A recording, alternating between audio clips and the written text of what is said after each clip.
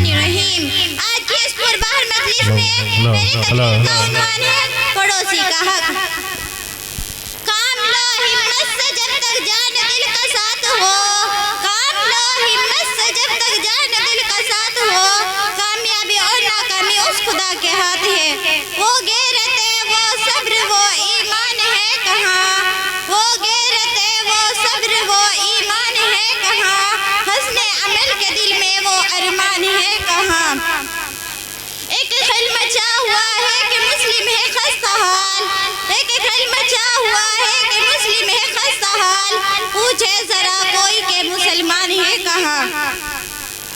دین کی طلب رکھنے والی ماں اور بہنوں، سب سے پہلے میں اس خداوند قدوس کا شکریہ ادا کرتی ہوں جس نے ہم کو تمام مخلوق پر فضیلت اور برتری عطا کی، اور پھر تمام امتوں میں سب سے بہترین اور برگزیدہ امت میں ہمیں پیدا فرمایا۔ اس مالک حقیقی کا بہت بڑا انعام ہے اور انتہائی درجے کی نوازش ہے۔ اس خالق کائنات کا یہ بھی احسان ہے کہ اس نے قرآن و حدیث جیسے دو عظیم الشان تحفے میں عنایت کیے، جن میں خدا اور رسول صلی اللہ علیہ وسلم نے بندوں اور بندیوں کی دینی اور دنیاوی رہنمائی کی ہے۔ کتاب اللہ اور سنت رسول اللہ صلی اللہ علیہ وسلم میں حقوق اللہ اور حقوق العباد کو بھی بیان کیا گیا ہے، جس کی رعایت کر کے انسان دینی اور دنیاوی دونوں حیثیت سے کامیاب اور کامران ہوتے ہیں۔ معزز طالبات، معلمات اور مہمان خواتین، تمام انسانوں پر دو طرح کے حقوق لازم ہیں، حقوق اللہ اور حقوق العباد۔ حقوق اللہ سے مراد اللہ کے وہ احکام ہیں جن کا تعلق بندوں کے نفع و ضرر سے نہ ہو۔ حقوق کا مطلب وہ ہے اللہ کے وہ احکام جن کا تعلق بندوں اور بندوں کے نفع و ضرر سے ہو۔ حقوق اللہ کے سلسلے میں اگر بندے یا بندے سے کوتاہی ہو جائے اور وہ پھر بارگاہ الہی میں اپنی کوتاہی پر ندامت کے آنسو بہائے تو خدا بے نیاز اس کو معاف کر دیتا ہے۔ لیکن حقوق العباد یعنی بندوں کے بندوں پر اور بندیوں کے بندوں پر جو حقوق ہے، اگر ان میں کوتاہی ہوئی ہے تو یہ گناہ اس وقت تک معاف نہیں ہوتے جب تک صاحب حق معاف نہ کرے۔ یعنی خدا بھی ایسے گناہ اس وقت تک معاف نہیں کرے گا جب تک وہ شخص معاف نہ کر دے جس کی حق تلفی کی گئی ہے۔ لیکن آج ہماری بہنوں کا عجیب حال ہے کہ وہ نہ حقوق اللہ کی رعایت کرتی ہے اور نہ حقوق العباد کی کوتاہی میں تو بہت سی دیندار کہی جانے والی عورتیں مبتلا ہے۔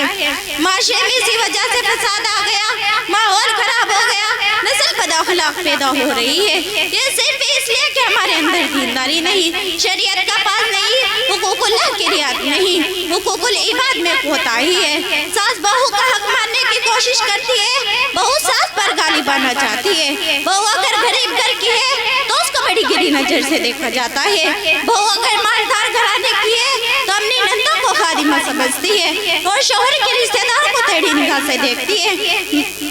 میری پیاری ماں اور بہنوں، حقوق العباد کی شریعت میں بڑی تاکید آئی ہے۔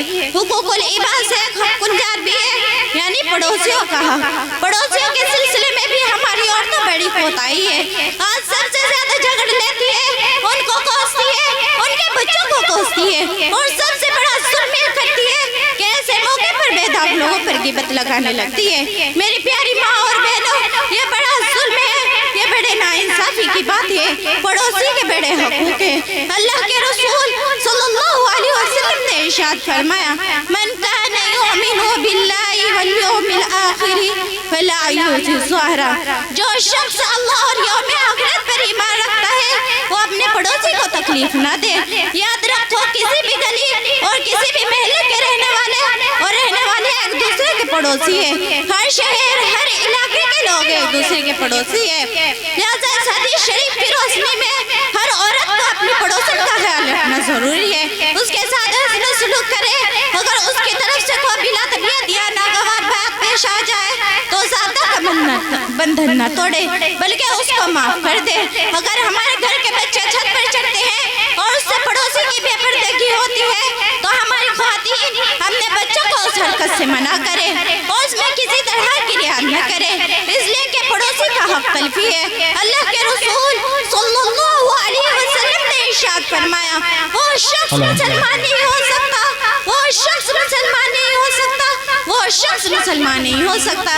3 مرتبہ ارشاد فرمایا، صحابہ نے عرض کیا، وہ شخص الحمدللہ جس کے بارے میں اپنی شدت سے فرما رہے ہیں وہ تو نامراد ہلاک ہو گیا۔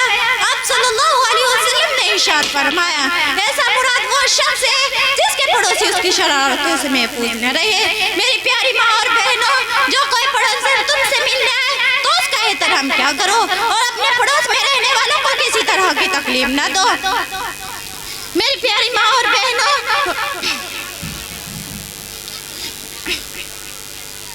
وآخر الدعوانا الحمدللہ۔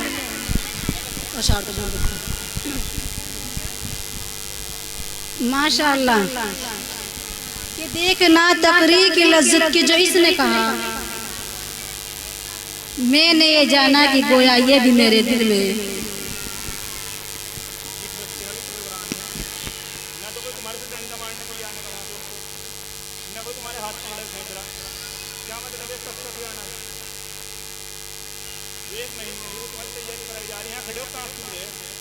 ڈر کیوں رہے؟ کھل کا پڑا بالکل کھل گئے، کوئی نہیں کچھ کہہ رہا۔ تقریر بہت اچھی تھی، باقی وہ جو ڈر رہی نا وہ صحیح نہیں ہے۔ کھل کا پڑا بالکل، کوئی نہیں کچھ کہنے کا، اچھی طرح کھل کا بالکل آرام آرام سے ٹھہر ٹھہر کر ٹینشن فکر ہو گئی۔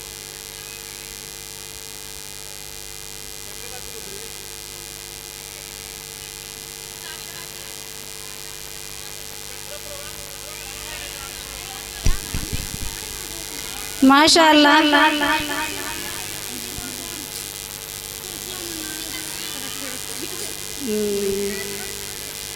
حاضرین، ام حضور صلی اللہ علیہ وسلم کی شان میں نذرانہ عقیدت پیش کرنے کے لیے ایک ایسی نعت خواں